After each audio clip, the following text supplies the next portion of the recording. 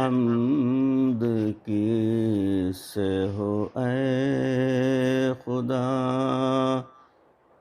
تیری حمد کس سے ہو اے۔ السلام علیکم ورحمۃ اللہ وبرکاتہ۔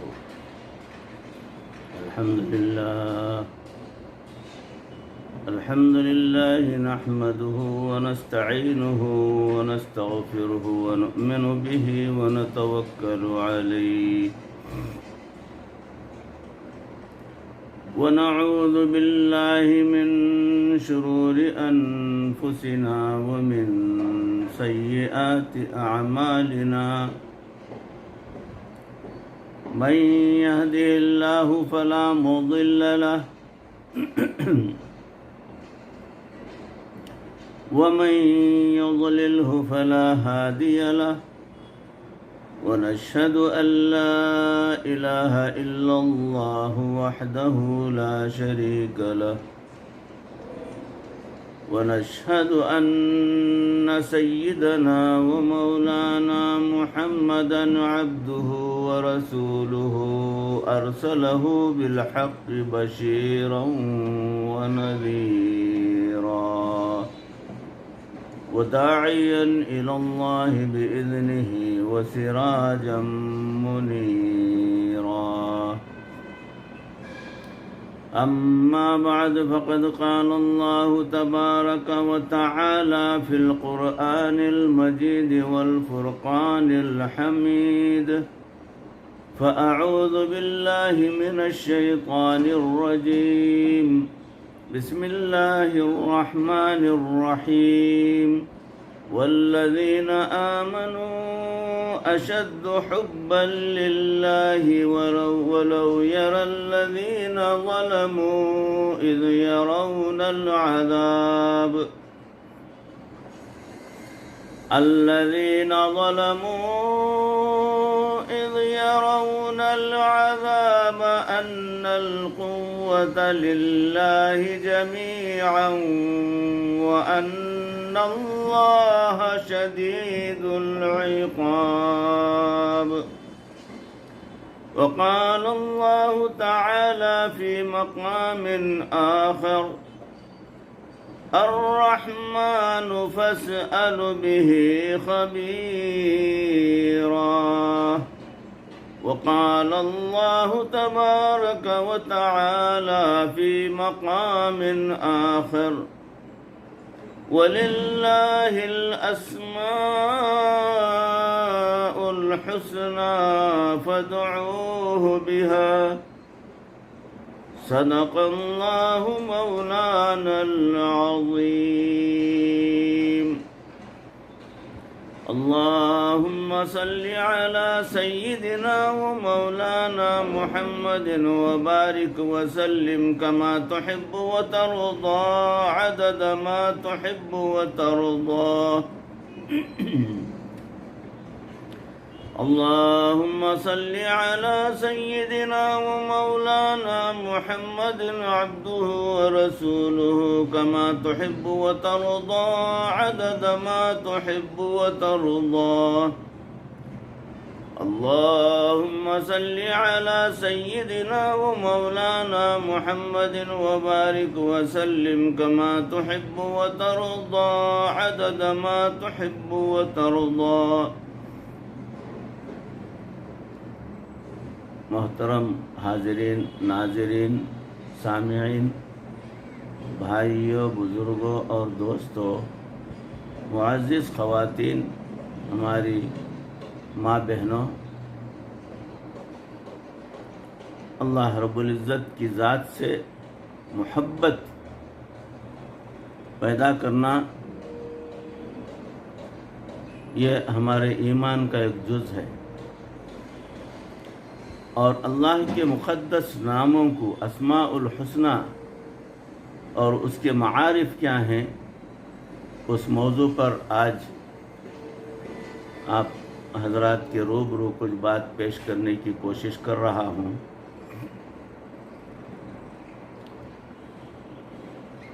فرمایا کہ والذین آمنوا اشد حبا للہ، اور ایمان والوں کو اللہ تعالیٰ سے شدید محبت ہوتی ہے۔ یعنی ایمان والے اللہ رب العزت کی محبت میں سرشار ہوتے ہیں، ہر وقت اللہ کی محبت میں مگن رہتے ہیں۔ اللہ رب العزت سے محبت کرنا فرض عین ہے، یہ ایمان کی بنیاد ہے۔ حضرت حسن بصری رحمۃ اللہ علیہ ایک عجیب بات فرمایا کرتے تھے کہ جس شخص نے اللہ رب العزت کو پہچانا وہ اس سے محبت کیے بغیر نہیں رہ سکتا، اور جس نے دنیا کی حقیقت کو پہچانا وہ اس سے نفرت کیے بغیر نہیں رہ سکتا۔ کتب سابقین میں ہے کہ اللہ تعالیٰ ارشاد فرماتے ہیں کہ اے میرے بندے، میں تجھے دوست رکھتا ہوں اپنے اس حق کے سبب سے جو تجھ پر ہے، اب تو بھی مجھے اپنا دوست بنا لے۔ یہ محبت کا راستہ شارٹ کٹ کا ہے۔ شعر ہے کہ راہ برسوں کی طے ہوئی پل میں عشق کا ہے بہت بڑا احسان۔ جو انسان عشق کے پروں سے اڑتا ہے اس کے لیے وصول اللہ کا راستہ بہت چھوٹا بن جاتا ہے۔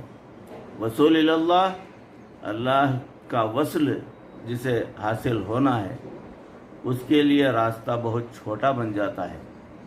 سائنس کہتی ہے کہ انسان کے 5 حواس ہیں، جبکہ علماء کے نزدیک 6 حواس ہیں۔ 5 حواس تو وہ ہیں جو سائنس بھی مانتی ہے، یہ قوت باصرہ دیکھنے کی قوت، قوت سامعہ سننے کی قوت، قوت شامہ سونگھنے کی قوت، قوت ذائقہ چکھنے کی قوت، قوت لامسہ محسوس کرنے کی قوت ہوتی ہے۔ ایک اور حس بھی ہے جس کو عقل و بصیرت کہتے ہیں، سائنس اسے نہیں مانتی، ہم مانتے ہیں۔ یہ 6ٹھی حس سب سے اعلیٰ حس ہے، کیونکہ 5 حواس میں تو جانور بھی شامل، 5 حواس میں تو جانور بھی شامل ہیں۔ انسان کی امتیازی شان 6ٹھی حس کی وجہ سے ہے۔ ہر حس کی اپنی لذتیں ہیں۔ عقل و بصیرت والی حس سے اللہ تعالیٰ کی معرفت ملتی ہے، اور معرفت کی لذتیں سب سے زیادہ ہوتی ہیں۔ مثال کے طور پر ایک آدمی بہت ہی خوبصورت پھول دیکھتا ہے تو وہ اپنی بینائی کے بقدر اس سے لطف اندوز ہوتا ہے۔ جس کی بینائی ٹھیک ہوگی وہ اس کے شیڈ کو دیکھ کر وہ بھی خوش ہوگا، اور اس کی بینائی ٹھیک نہ ہو، اسے 5 نمبر کا چشمہ لگا ہوا ہو اور اس وقت اس کے پاس چشمہ بھی موجود نہ ہو تو اس کو وہ پھول پوری طرح نظر نہیں آئے گا۔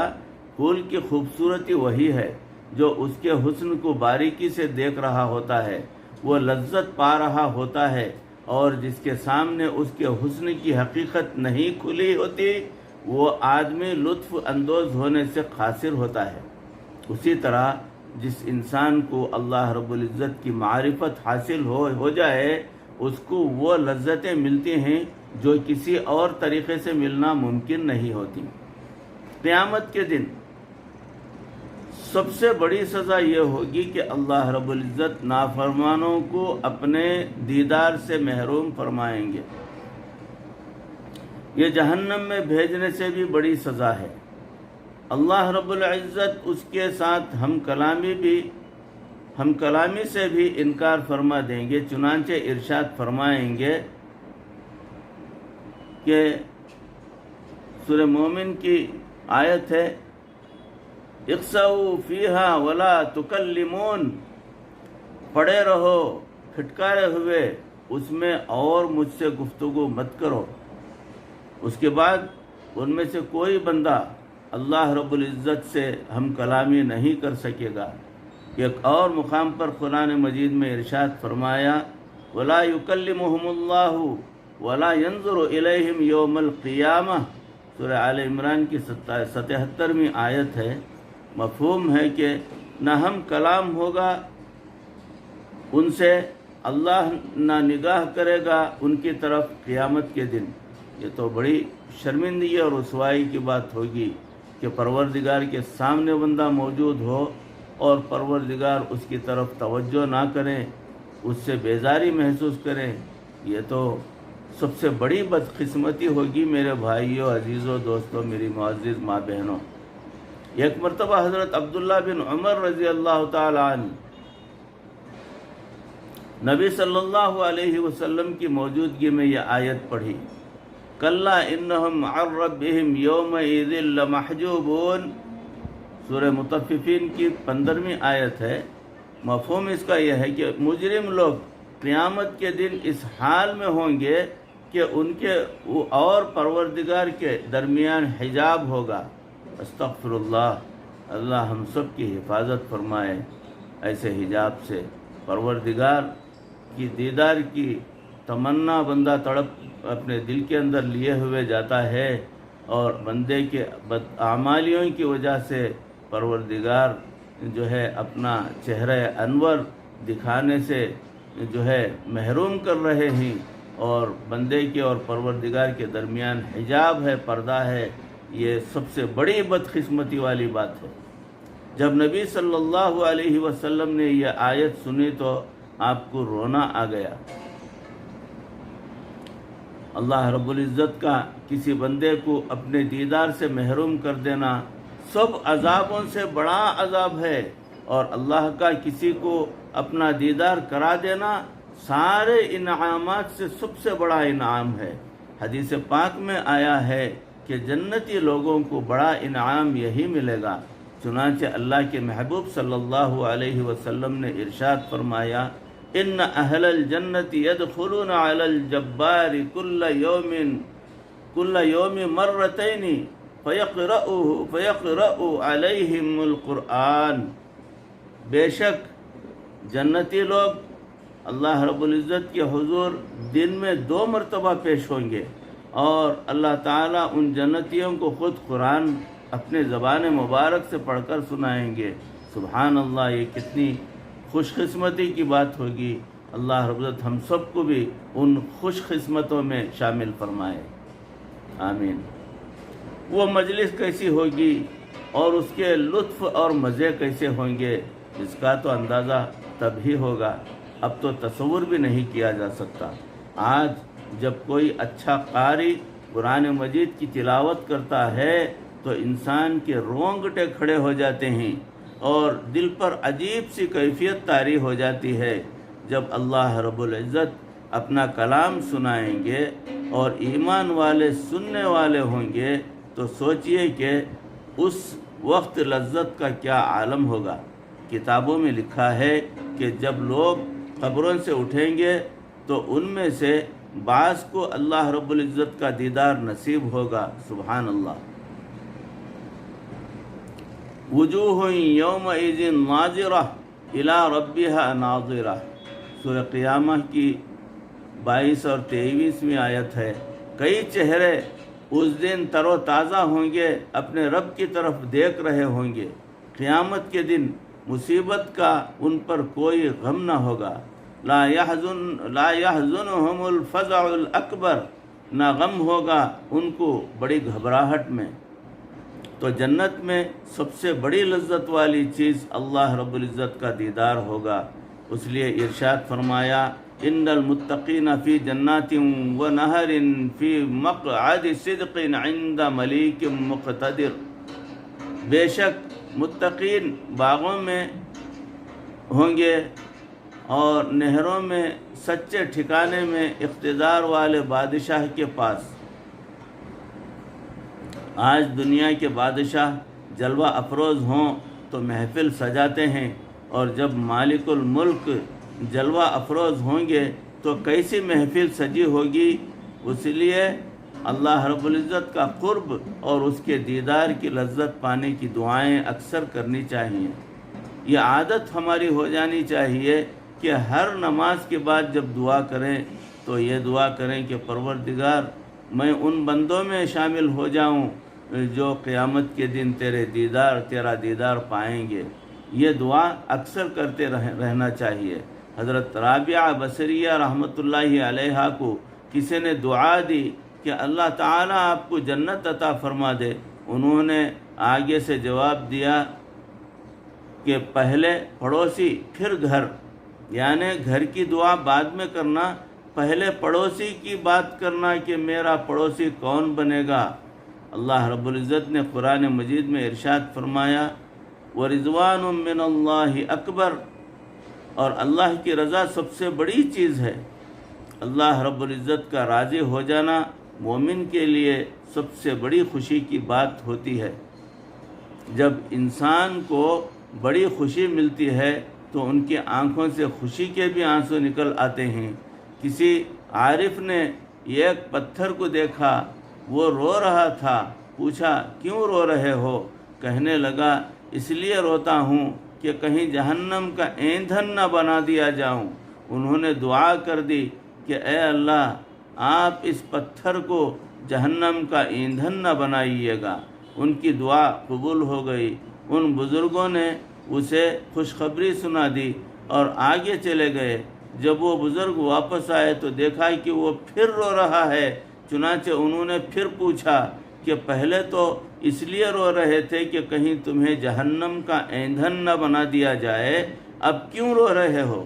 اس نے کہا حضرت پہلے خوف کا رونا ہوتا تھا اور اب خوشی سے رو رہا ہوں کہ میرا مالک مجھ سے راضی ہو گیا ہے۔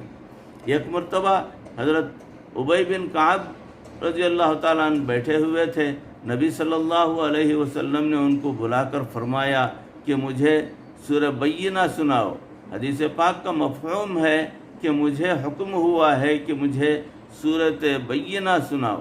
وہ بڑے سمجھدار تھے، چنانچہ آگے سے پوچھنے لگے اے اللہ کے محبوب صلی اللہ علیہ وسلم، اللہ سمانی، کیا اللہ رب العزت نے میرا نام لے کر فرمایا ہے؟